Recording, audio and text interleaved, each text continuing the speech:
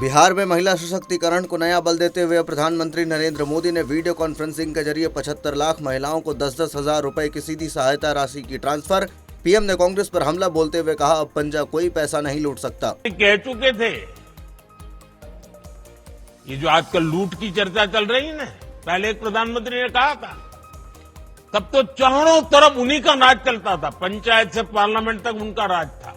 और वो कहते थे कि दिल्ली से 1 रुपया भेजते हैं तो सिर्फ 15 पैसा पहुंचता है, 85 पैसे कोई पंजा मार लेता था।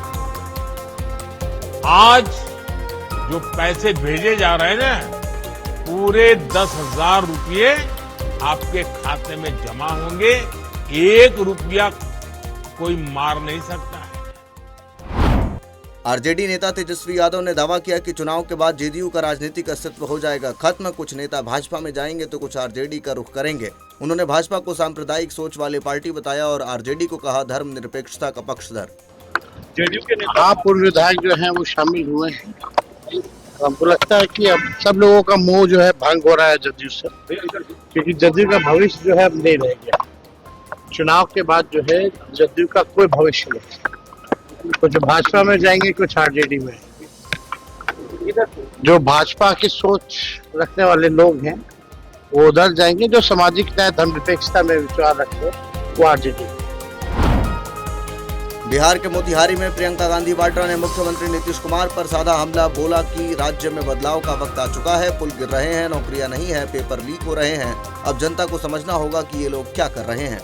भैया देखिए, वो बुजुर्ग हैं, उनके बारे में मैं कुछ नहीं कहूँगी और ना मैं उनसे मिली हूँ कभी, मैं कुछ नहीं कह सकती। लेकिन मैं इतना कह सकती हूँ कि बिहार में बदलाव का समय है और माहौल भी है, और लोग थक गए हैं और लोग देख रहे हैं कि 20 सालों से कुछ नहीं हुआ है, सिर्फ बड़ी बड़ी घोषणाएं हो रही हैं। और अब चुनाव आ रहा है तो और भी विकास की घोषणाएं हो रही हैं। भाई जब 27 पुल आपके दह गए हैं 3 सालों में, आप एक पुल नहीं बना पा रहे हो तो फिर क्या विकास की घोषणा कर रहे हो। तमाम जनता पलायन करके जा रही है बाहर काम करने के लिए, एक रोजगार नहीं दे पा रहे हो। शिक्षा के सारे संस्थान आपने पता नहीं क्या कर दिया है, उनका पेपर लीक कर करके लोगों की जिंदगी बर्बाद कर दी है। तो बचा क्या है? तो मैं तो फिर जनता से ये कहूँगी कि आप देखो ना आपकी परिस्थिति क्या है, और और इन परिस्थितियों के आधार पर अपना वोट दो। और जो लालच दे रहा है, जिस तरह से ये 10,000 रुपए देंगे, ये करेंगे, वो करेंगे, उसको समझो कि क्या है वो चेहरे के साथ आप लोग। भारतीय वायुसेना के MiG-21 लड़ाकू विमान को चंडीगढ़ में आयोजित एक समारोह में औपचारिक रूप से सेवा से हटा दिया गया। रक्षा मंत्री राजनाथ सिंह ने इसे भारत रूस की रणनीतिक साझेदारी का प्रतीक बताया और कहा, यह विमान भारत की वायु शक्ति का गौरव। MiG-21 केवल एक एयरक्राफ्ट या मशीन भर ही नहीं है, बल्कि यह भारत और रशिया के बीच गहरे संबंधों का एक प्रमाण भी है। संयुक्त राष्ट्र पहुंचने के दौरान मीडिया से बातचीत में पाकिस्तान के प्रधानमंत्री शहबाज शरीफ ने कहा कि वे सीमा पार आतंकवाद से लड़ रहे हैं और लगातार जीत हासिल कर रहे हैं। भारत के रिश्तों पर सवाल के बीच उनका यह बयान कूटनीतिक हलकों में चर्चा का विषय बन गया। Prime Minister Sharif, when are you going to stop cross-border terrorism? When are you going to stop cross-border terrorism, Pakistan Prime Minister?